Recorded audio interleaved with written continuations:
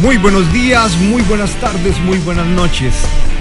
Si en este instante usted recibiera una llamada telefónica y en ella la noticia más deseada por usted, la noticia más emocionante y esperada, ¿cuál sería esa noticia? ¿Qué es aquello que usted piensa y produce tanta alegría en su interior? ¿Qué es aquello que usted imagina y dibuja en su rostro una sonrisa de oreja a oreja? Esto me recuerda las palabras de Jesucristo cuando dijo: porque donde está tu tesoro, allí estará tu corazón. Bienvenido a nuestro estudio bíblico de cada domingo. Nos encontramos en el capítulo 6 del Evangelio de Juan y hoy nos corresponde estudiar a partir del versículo 22. Acompáñeme a lo largo de este estudio bíblico porque esta es la llamada del Señor. Esta es la noticia que usted debe escuchar en este momento. Por favor, sígame en la lectura. Evangelio de Juan, capítulo 6, versículo 22 en adelante. Al día siguiente, la gente que estaba al otro lado del mar se dio cuenta de que no había habido allí más que una sola barca y que Jesús no había entrado en ella con sus discípulos, sino que estos se habían ido solos. Pero otras barcas habían llegado de Tiberias junto al lugar donde habían comido el pan después de haber dado gracias al Señor. Cuando vio pues la gente que Jesús no estaba allí, ni sus discípulos, entraron en las barcas y fueron a Capernaum buscando a Jesús. Si nosotros hacemos esta lectura sin tener en cuenta el contexto, podríamos admirar a esta multitud. Podríamos pensar en que son gente muy ejemplar y dignos de alabanza por cómo se esfuerzan, por el sentido de urgencia, por la búsqueda que hacen del Señor Jesucristo. Sin embargo, recuerde que esta multitud de personas el día anterior, la tarde anterior, la noche anterior, fueron saciados por una señal milagrosa que hizo Jesús. ¿Cuál? Jesús multiplica 4 panes de cebada y 2 peces para una multitud muy superior a 5,000 personas. El texto nos habla de 5,000 hombres porque era la forma como la cultura judía de aquel entonces contaba los hombres y los adultos. Pero sabemos que muy probablemente estos hombres estaban acompañados de sus esposas y de sus hijos. Estas personas que al día siguiente van buscando a Jesús, lo buscan y en ellos, por supuesto, que hay un deseo. En ellos hay una preocupación, en ellos hay una intención, un sentido de urgencia. Pero ese sentido de urgencia está basado en una intención incorrecta. ¿Cómo es que lo puedo afirmar? Nos dice en el versículo 15: pero entendiendo Jesús que iban a venir para apoderarse de él y hacerlo rey, volvió a retirarse al monte él solo. Lo que pasa es que los seres humanos tomamos acción y nos esforzamos en todo aquello que es nuestra preocupación o nuestra necesidad. Ellos encuentran en Jesús la solución a todos sus problemas sociales, económicos, de salud y demás. Ven en Jesús esa esperanza de un mejor vivir, de una mejor calidad de vida, de un mejor futuro para la nación hebrea. Así que es por eso que ellos van a buscarlos. Leemos a continuación el versículo 25 y dice: y hallándolo al otro lado del mar, le preguntaron. ¿Qué le preguntaron? Rabí o maestro, ¿cuándo llegaste acá? Respondiendo Jesús les dijo: de cierto os digo, que me buscáis no porque habéis visto las señales, sino porque comisteis el pan y os saciasteis. El día anterior vemos a Jesús muy amoroso, muy cordial, muy preocupado por esta multitud. Pero en esta mañana, en este momento en el que llega esta multitud a Jesús y le pregunta: ¿esta es otra de tus señales? ¿Cómo has llegado a este lugar? La respuesta de Jesús es seca, es tajante. Es como señalándoles y les dice sus intenciones, la inclinación de su corazón, la razón por la cual me buscan no es legítima. Puede ser sincera, puede ser que ellos están buscando a partir de necesidades reales, pero no es legítima, porque no es el propósito, la razón de la señal milagrosa en Jesús. Continuamos, por favor. En el versículo 27 dice: sino porque comisteis el pan y os saciasteis. Todas las señales, téngalo en cuenta, todas las señales a lo largo de las Escrituras tienen un claro propósito, y es señalar una distinción entre la criatura y el Creador, entre la fragilidad, la necesidad y la dependencia del hombre y Dios. Las señales siempre apuntan a Dios, Dios todopoderoso, Dios sin ninguna limitación, Dios creador. Así que los seres humanos somos beneficiados, somos testigos de las señales de Jesucristo, pero esas señales, aunque nos benefician, aunque nos bendicen, nos quieren mostrar quién es Dios. Así que este es un reclamo de Jesús. Ustedes me buscan por la comida que les he dado, pero no me buscan porque al ver las señales vieron a Dios encarnado. Fíjense en algo. Jesús quiere que lo conozcan. Jesús quiere que sepan quién es Él. Uno podría imaginar que estas personas, al experimentar esta señal tan impresionante, caerían rendidos en adoración y culto a Jesús Dios. Pero no es así. Este es un reclamo que hace Jesús. Versículo 27, les dice Jesús: trabajad no por la comida que perece, sino por la comida que permanece para vida eterna. Trabajad, esforzaos, procurad, sentido de diligencia, urgencia en cada uno, no por la comida o por los bienes que perecen, porque esta vida que vivimos es temporal, sino por aquello que es eterno, por la vida eterna, la cual os dará el Hijo del Hombre, porque a éste señaló Dios el Padre. No lo dude usted, cuando Jesús habla del Hijo del Hombre, cada una de estas personas entendía que Él se refería a sí mismo. Y aquí vemos algo. Las palabras de Jesús son muy pesadas, porque Jesús está hablando de lo trascendente, está hablando también de su naturaleza divina, lo cual no aceptaban. Versículo 28. Entonces le preguntaron: ¿qué debemos hacer para poner en práctica las obras de Dios? En otras versiones dice: ¿qué es lo que Dios desea que hagamos? Respondió Jesús y les dijo. Fíjese en algo, la respuesta de Jesús a ellos es la respuesta de Él a cada uno de nosotros. ¿Qué es lo que Dios, el Padre, quiere que hagamos? Esta es la obra de Dios, que creáis en aquel que Él ha enviado. Las religiones tienen una larga lista de todo lo que usted puede y debe hacer. Las religiones asumen, enseñan, las doctrinas de las religiones se sustentan en esto: que usted y yo, con nuestras obras, con nuestros esfuerzos, con nuestra moral y nuestra ética, ganamos el favor de Dios.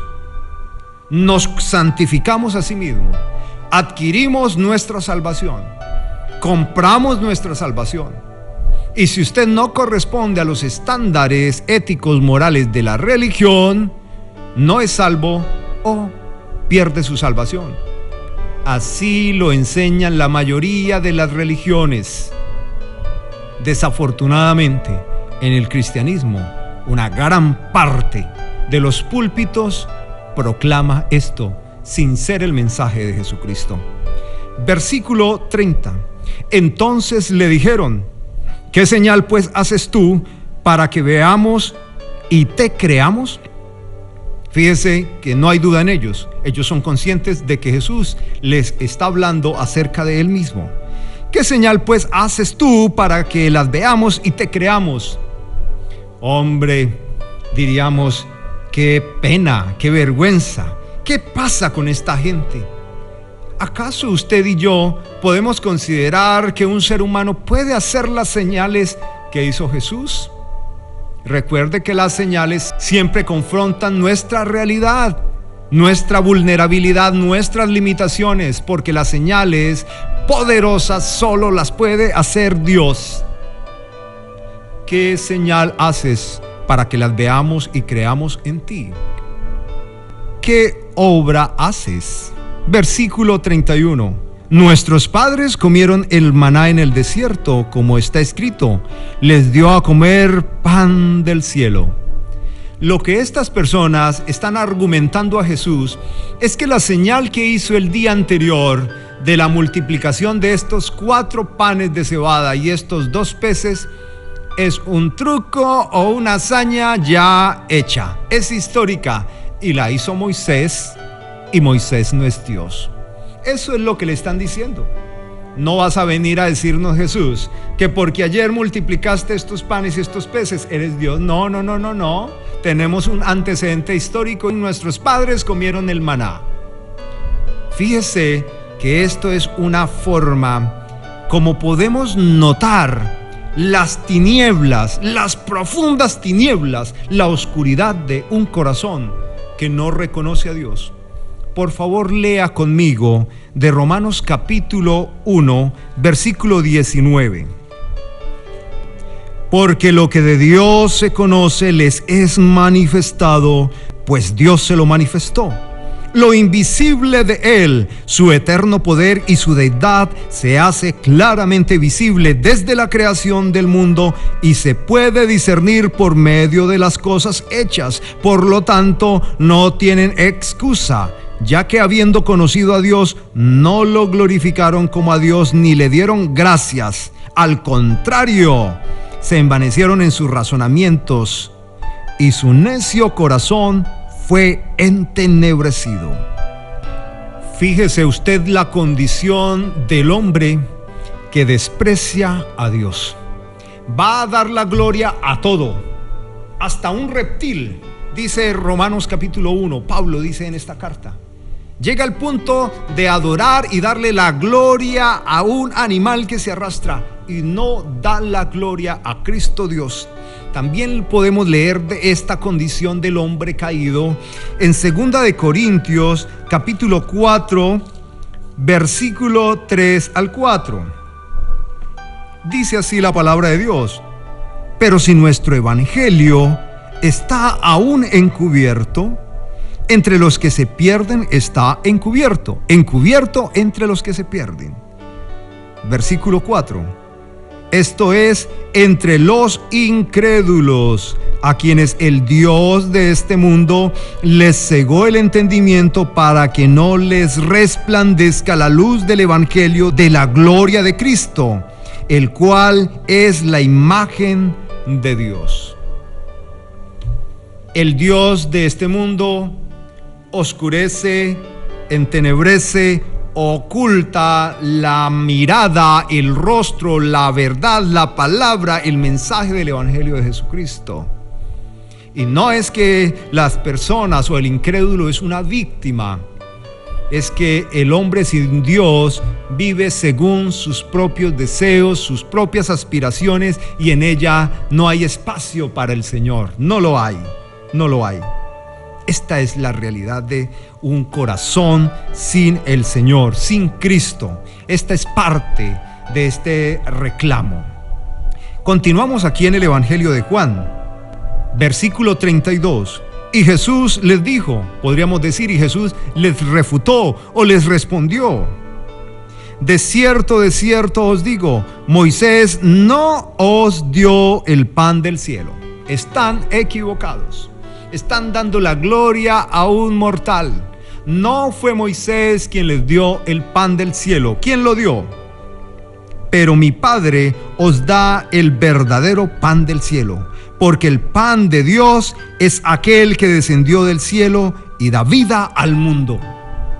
Toda la gloria, todo el reconocimiento es a Dios, porque de Él, por Él y para Él son todas las cosas, y toda la creación somos enteramente bendecidos, sustentado por el Dios de la vida. Continuemos en el versículo 34. Le dijeron: Señor, danos siempre este pan. ¿Qué pan piden ellos? Bueno, ellos recuerdan el evento histórico en el desierto y cómo Dios los sostuvo, los sustentó.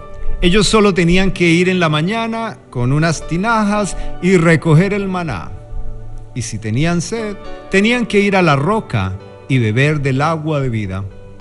De manera que era la forma como ellos podían dimensionar la obra, la bendición de Dios. Un sustento humano temporal. Al iniciar les pregunté: ¿cuál sería esa grata noticia que usted quisiera escuchar si hoy le llegara una llamada? Y esa grata noticia tiene que ver con el deseo, el propósito, el gusto, la intención de su corazón. Nos asiste, nos ayuda a pensar hacia dónde se inclina nuestro corazón. La mayoría de las iglesias han caído en el falso evangelio de la prosperidad. Pero quiero decir algo: no hay mayor evangelio de la prosperidad que el evangelio de Jesucristo. Y sin duda alguna, el evangelio de Jesucristo es el evangelio de la prosperidad. Y Dios quiere que seamos prosperados.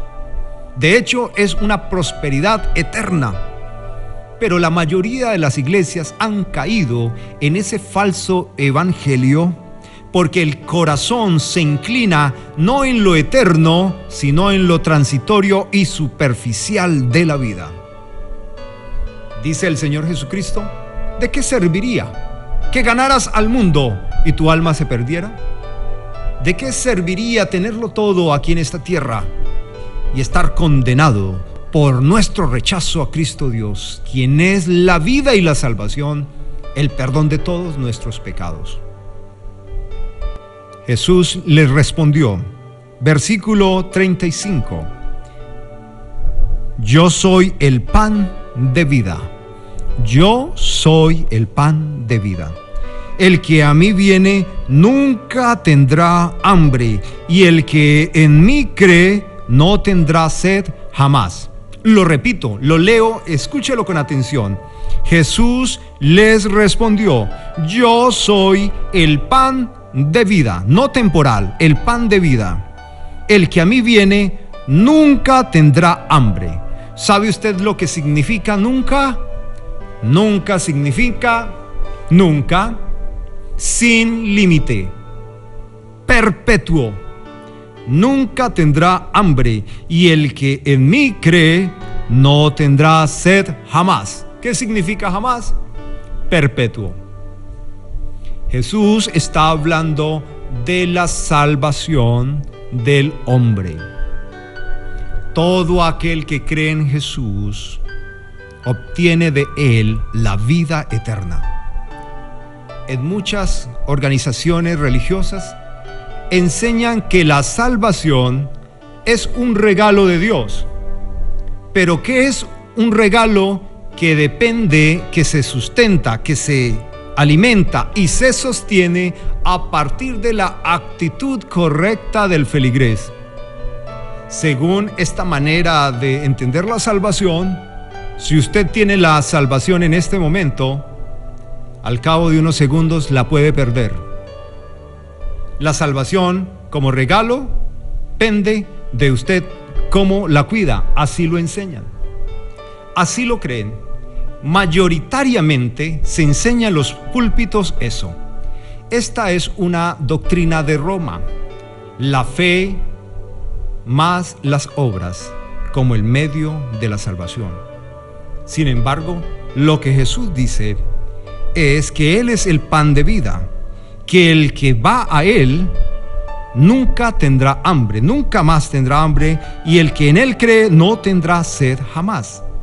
La vida que ofrece Jesús es eterna, pende de Cristo, de los brazos de Cristo o de la vida moral del feligrés. Por favor, no se desconecte, que aún no hemos terminado. Continúe conmigo en este estudio. Versículo 36.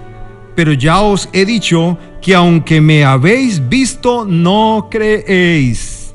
Aunque me habéis visto, no creéis. Fíjese que ellos tuvieron la experiencia gloriosa de ver a Cristo Dios, Dios encarnado. Y no solo verlo, escuchar los misterios del reino de los cielos y ver de su mano, del poder y la autoridad de su palabra, cuanta señal nos describe los evangelios. Pero aún así no creyeron. Creyó dice: el que viene a mí y el que cree en mí tiene vida eterna. Y hoy muchas personas no lo creen. No lo creen. No creen que la salvación es un regalo tan costoso que nadie lo podría pagar con sus propios esfuerzos. Por eso tiene que ser un regalo. De lo contrario, sería una compensación, sería un acuerdo de partes iguales, una transacción o un negocio. Versículo 37. Todo lo que el Padre me da vendrá a mí, y al que a mí viene no le echo fuera. La salvación es de Jehová. La salvación es de Dios. ¿Y por qué la salvación es de Dios? Porque no puede ser un influjo, un desarrollo, un logro del hombre. Si así fuera, Cristo no hubiese venido a la tierra. Este mundo estuviese mejorado. Hace miles de años este mundo sería nuevamente el paraíso. Por esta tierra ha pasado gente con muy buenas intenciones, pero a medida que pasa el tiempo solo vemos que las cosas avanzan de manera tenebrosa. El mal se incrementa y se hace evidente el corazón caído del hombre. Versículo 38.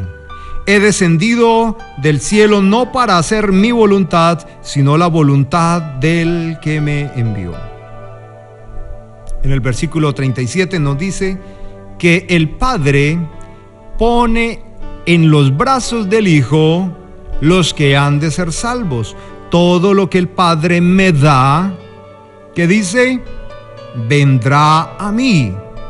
No hay manera que el Padre Dios determine la salvación de un individuo y que sea estorbado o impedido. Si Dios es soberano, sus determinaciones se cumplen. Imagínese que Dios determina un juicio, determina un bien, determina un favor, y el ser humano que no es Dios, los espíritus, Satanás, la cultura del mundo se oponen a Dios y obligan a Dios a fracasar en su propósito, en su intento, en su determinación. No es posible. Por lo tanto, si así fuera, Dios no sería Dios. Y no hay nada que se oponga a las determinaciones de Dios. No hay nadie que se pare frente a Dios y lo limite. No hay nadie que detenga la mano de Dios. No hay nadie que impida la salvación de aquellos que Dios pone en los brazos de su Hijo. Lo vuelvo a leer, escúchelo con atención.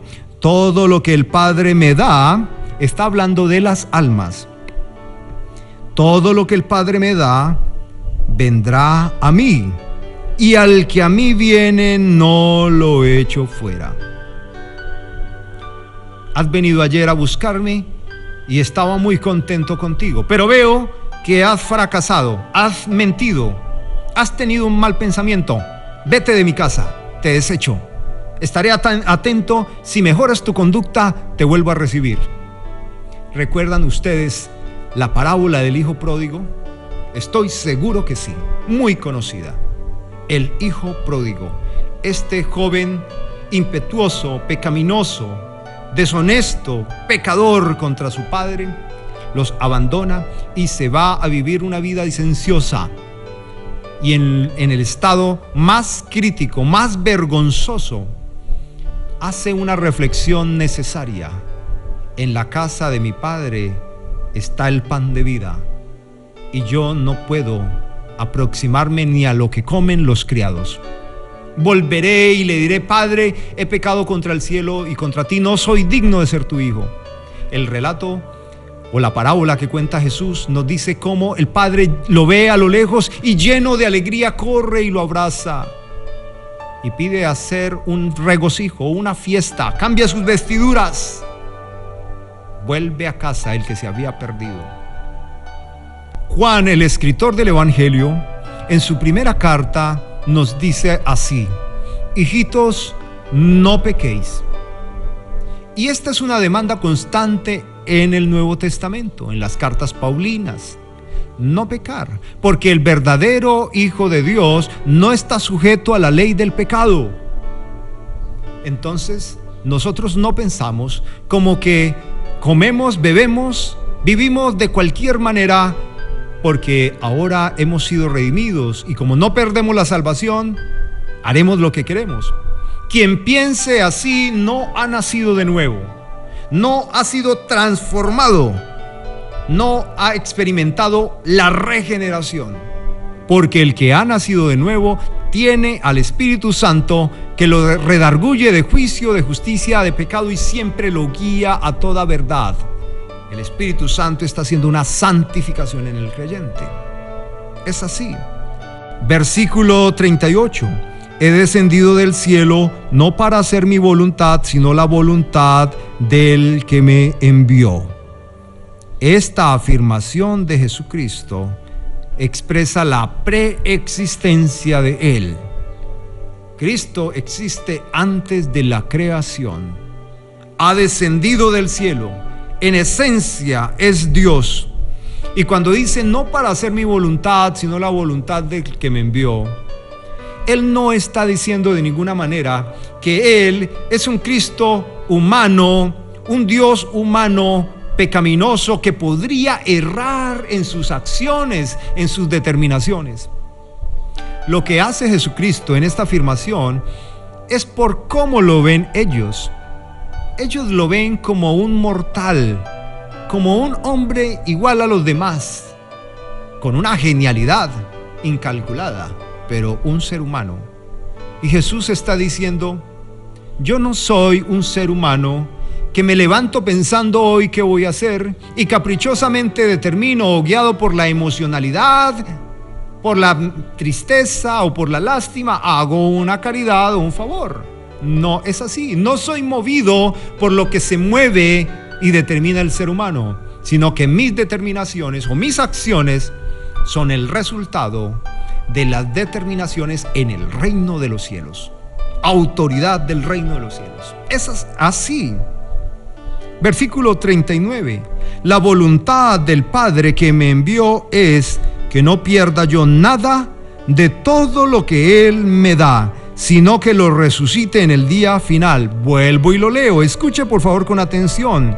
Y la voluntad del Padre que me envió, la voluntad, es que no pierda yo nada de todo lo que Él me da, sino que lo resucite en el día final. ¿Qué es esa voluntad? ¿Qué es ese propósito y determinación de Dios al Hijo que en algún momento se puede estropear o impedir? ¿Qué es aquello que el Hijo quisiera hacer, pero dadas las circunstancias se encuentra impedido y no lo puede lograr? ¿Cuál es aquella alma penitente que está en brazos de Jesucristo y de repente se le cae de los brazos, se cae de la salvación? La voluntad del Padre es que Jesús guardará, protegerá el alma de aquellos que ha puesto en sus brazos. Y dice Jesús de esta manera: y en el día final le resucitaré. La certeza de la salvación en el creyente. Versículo 40. Y esta es la voluntad del que me ha enviado, Dios el Padre, que todo aquel que ve al Hijo y cree en Él, en Jesucristo, tenga vida eterna. Vida temporal, vida limitada, vida eterna. Y yo lo resucitaré en el día final. Ahora quiero aclarar que la vida eterna o la eternidad es un atributo solo en Dios. Solo Dios es eterno, porque eterno significa que no tiene principio, que no tiene fin, que no está sujeto al tiempo, que no perece, no muta, no se cambia, no se mejora. Dios es eterno, el hombre no es eterno.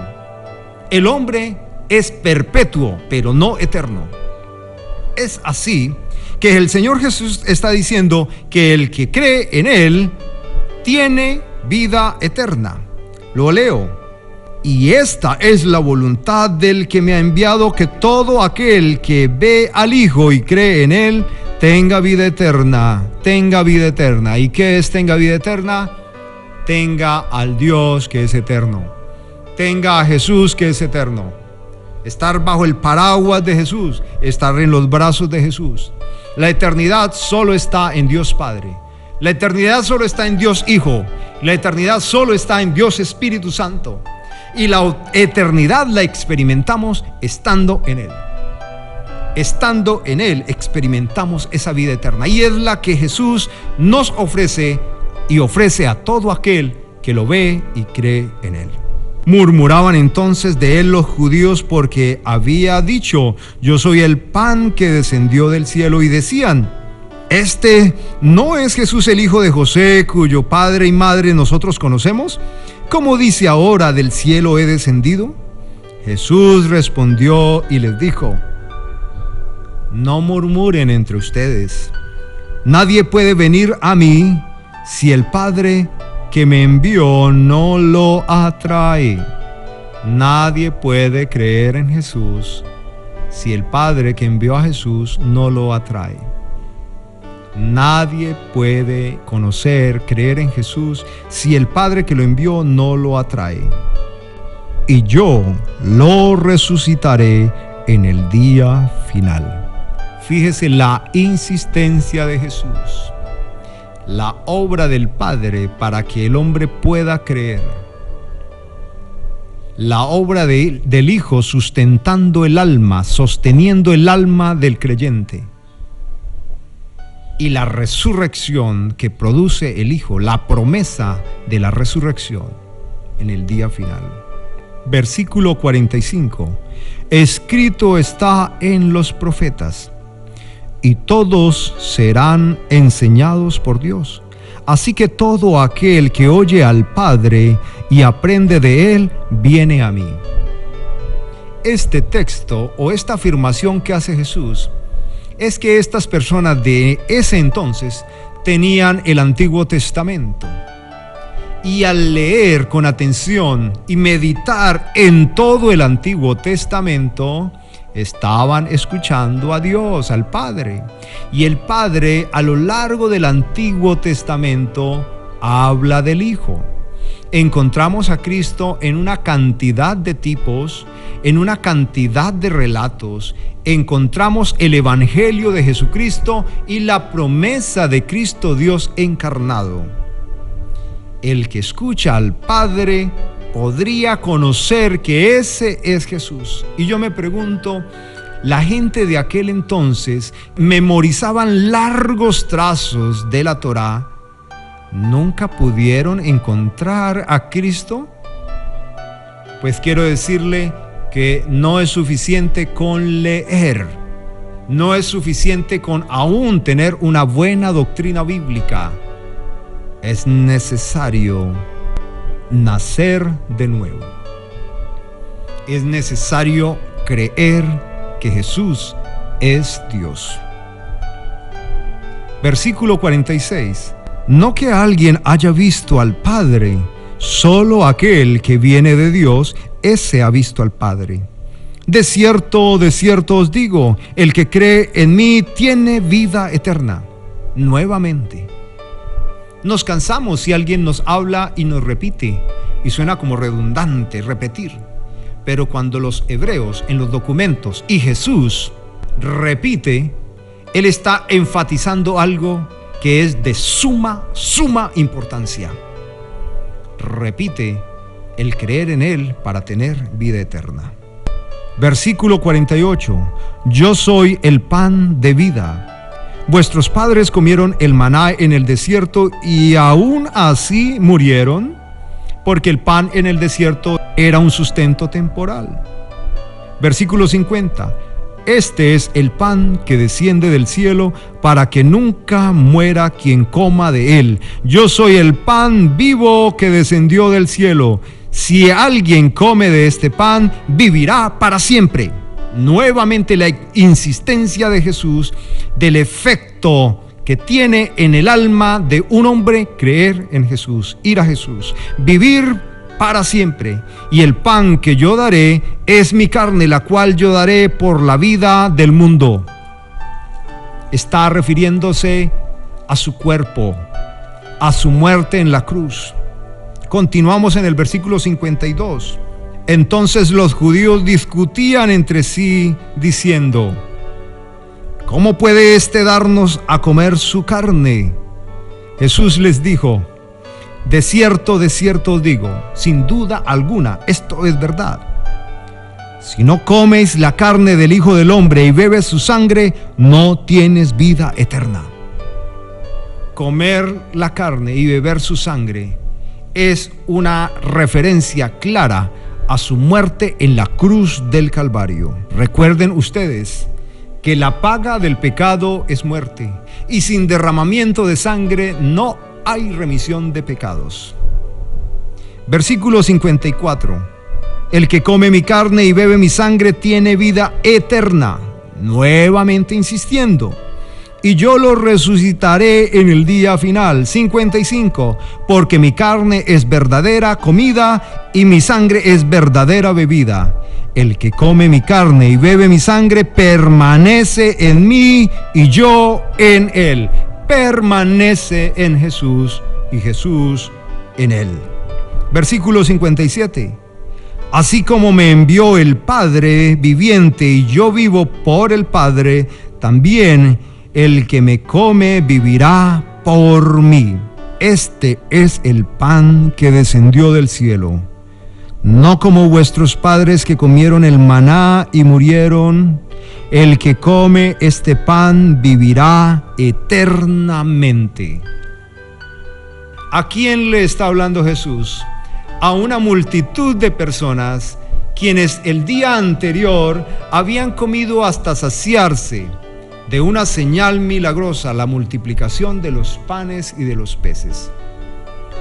Cuando vivimos una vida centrada en nosotros mismos y en nuestro bienestar, no cabe una reflexión eterna. Este mundo nos ocupa no solo las necesidades, sino los deseos y los afanes. Y todo esto pasa, pero el que hace la voluntad de Dios permanece, ¿cuándo? Para siempre. Por eso es que debemos tener en cuenta esto hoy. No hay manera de interpretar el Evangelio de Jesucristo si no es desde el plan redentor. Y no hay necesidad más grande que venir a Cristo. Y no hay noticia más esperada por los mortales que deba ser el Evangelio de la gracia redentora que es en Cristo Jesús. Y no hay regalo más potente, más amoroso, más necesario que el pan que descendió del cielo, Cristo Dios. Oremos siempre que Dios supla para todas las necesidades, que Dios nos permita progresar en este mundo y que tengamos no solo para nosotros, sino para compartir con los demás, con el que tiene necesidad. Pero recuerde algo: estos bienes y el suplir las necesidades aquí solo es cuestión de unos 50, 60, 80, 90 años de vida que usted y yo podamos tener. Pero, ¿qué sucede con el alma? Antes de irnos de esta tierra, debemos conocer a Jesús, creer en Jesús, confiar nuestras almas en Él, porque eso es todo lo que Dios pide al hombre. Lo que Dios pide al hombre, la obra que Dios pide al hombre, es que el hombre crea en Él. ¿En quién? En Jesucristo. Jesucristo es el único camino, la salvación. La salvación al más vil pecador es Jesucristo. Esa es la mejor de todas las noticias, porque la peor de las noticias que podríamos escuchar hoy es una vida sin Él. Aunque esta vida la esté viviendo alguien con todos los lujos, aunque pueda obtener todo lo que desea su alma impía, es el peor de todos los miserables, un pobre desnudo, miserable. Si no tiene a Cristo, no tiene nada. El que tiene a Cristo tiene la vida eterna, pero el que no tiene a Cristo ya ha sido condenado. Es una noticia para usted hoy cuando le está escuchando.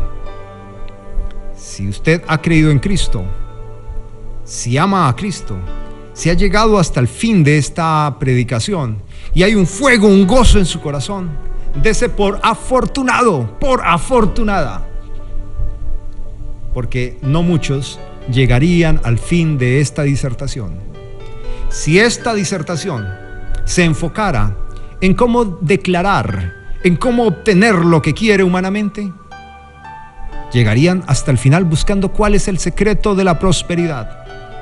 Pero según Jesucristo, el secreto de la prosperidad es creer en Él, vivir en Él, y de lo demás se encarga Él. Gloria sea el nombre de nuestro Dios. Oremos juntos.